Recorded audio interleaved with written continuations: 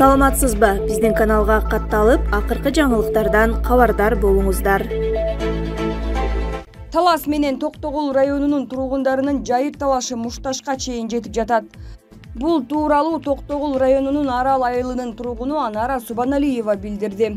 Анын айтымында шаркыратма 3 чат, Кызыл бейит, тегерек колуш аттуу жайлоолорго илгертен эле Токтогул районунун тургундары мал менен чыгып келишкен.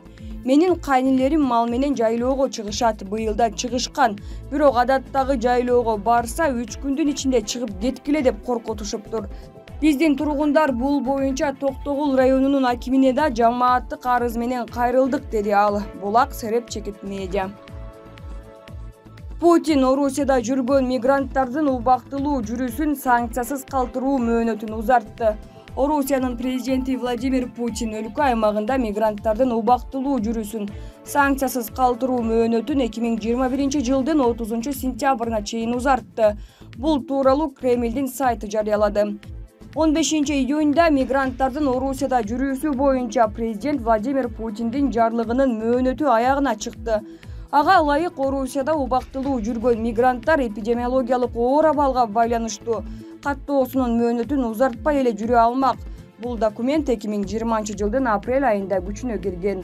Бул чечим санитардык эпидемиологиялык абалды курчутпоо жана жогорку топко кирген чет элдик жарандардын укуктук абалын жөнгө салуу үчүн кабыл алынды.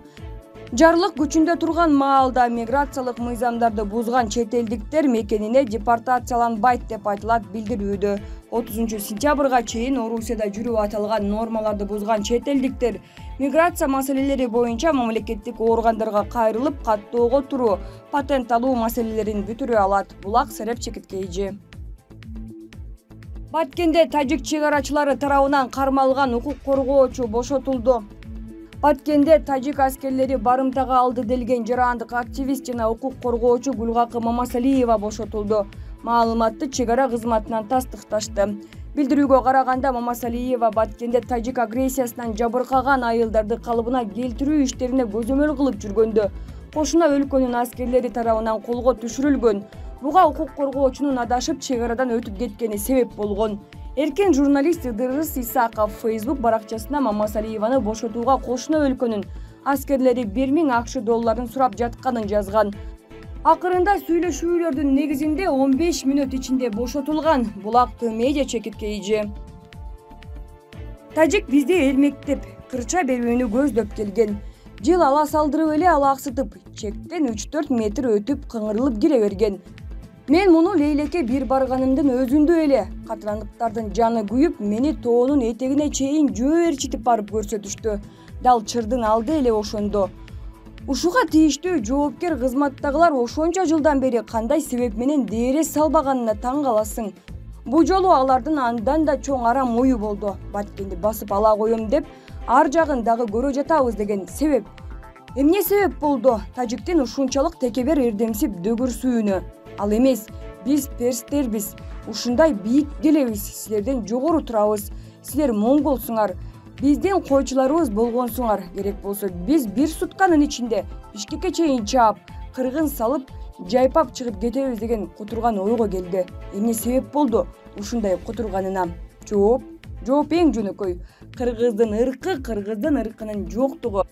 Ичинде итче ыркырашып душманга колтук ачканы. Болду. Точка. Башка эч сөз айтпай койсом да болот. Улантпай койсом да болот ушул бойдон өзүң түшүн деп. Журт курсагын кайнатканды кобурайын эми. Кыргыздын ички ыркы жоктугу же ошолорду кыргыз дебей эле коелуу. Кызыл калпак кийип алып эле чыр уюшулган жерде эле желпилдеп жүргөнү үчүн кыргыз дейлүүбү? Өз абийири сыяктуу ошол кызыл калпактын да абийирин кетирди. Же аял башы менен башын кырып таштап, дөмбүл баш болуп плакат көтөрүп айкырып чыкканы үчүн кыргыз дейлүүбү? Билбейм. Кыргыз түбүн карай келсең, буларда кыргыз дегендин ис да жок. Чыр чатактарды чыгарып туруу үчүн батыштан, Америкадан акча алып күн көргөн ушулар себеп болду. Бизге ушулардын ушинтип митинг жасап, акча таап күн көргөнү керекпи? Же кыргыздын тагдыры керекпи? Кыргызстандын тагдырына караганда батыштан алган, Америкадан алган акча олжо буларга. Аттуу баштуу деген эски саясатчылар турат булардын башында. алган акчаларынын өтөөсү үчүн ар кандай чыр-чатак уюштурат. Эгерде митинг буларга кара күчкө элди элмек кылып акча иштетүүчү шоок болсо, биз үчүн Кыргызстандын тагдыры оюнчук эмес. Дагы бири чыгып алып, бир эле ок жетет дегени үчүн камалды. Анын жөөттөнүп бет тырмап чыкты. Өздөрү президентти атып салалы деп атышат. Биз чайпай берели дейт. Анан кай душман болсо да. Ушуларды эстөөдөн да заарканып турсаң да, ушуларды эстөөнүн өзүнөн ичиң кыйгыл жегендей ирэнжип турса да айтасың. Баягы эле ички ыркы жоктук, баягы эле ички ырк бузаарлар. Душманга колтук ачкандын дагы бир кейи баягы эле Москвалык фейсбукчулар. Бирок ушул тажик чырынын башкы себебинин учугу дагы ушул желпүүрүндөрдүн өзүнө барып такалышы толук мүмкүн. Кыргыз биlikte. Канатбек Малаев. Бабановго ишенбей эле койгон оң, сайга аркандап кетет. Бир убакта Бабановго ишенгендер чынында көп эле. Сары куртканы кийип аянтта канча жүрдү. Туруктуу бир позицияны кармана албасы билингенден кийин акыры Бабановду эл аянттан баклажка менен согуп кууган күндөрү да болду. Көрсө эл деле билет экен. Азыр болсо контөргө байланыштуу камакка алынып сурак берип атат. Башынан өзүн пиарлап үйрөнүп алган Бабанов бул учурда да текке кетирген жок. Балдары дагы ТИЗОго кире албай атканын айтышып, чуу чыгарып жатышат. Айланайын, кимдин эле балдары ТИЗОго 5 маал кирип атыптыр. Мынтип догурунгандай Бабанов ким эле? Дыйкандар ала турган 4% кредитти $17 миллион айлакерленип алып, Азия молду салып алды эле. Аз келгенсип алыска Пензага цемент завод куруп, кыргыз элине инвестиция жасабай, өз көмөчүн ойлоду. Анан ушундай адам башка атка минерлерден кем калып, контөргө тиешеси жок болуп калмак беле. Калп эле акысынып ар кайсыл жомокту айтпай эле койсун. Андан көрө салык төлөбөй мамлекетке келтирген 3,5 миллиард сомду төлөп берсин. Саясатка аралашканда деле алы канчага жетээрин көрдүк. Туруксуз сыйгалак экен. Коркуп качып кеткенди жакшы билет. Атамбаевге жабышып акыркы жүзүн көрсөттү.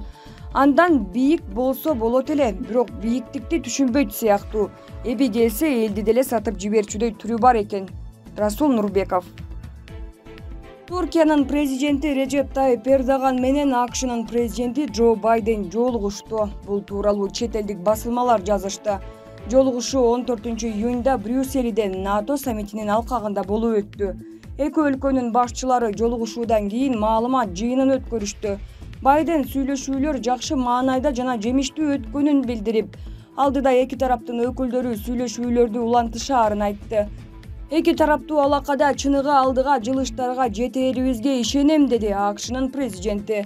Эрдоган да жолугушуу жемиштүү болгонун айтып, биз АКШ менен Туркиянын ортосундагы алакада маселе жок деп ойлойбуз.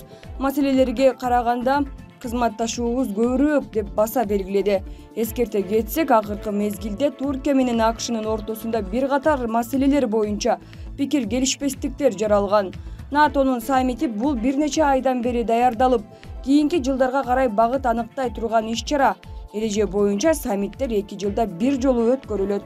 Булак Евразия Today чекит туруу.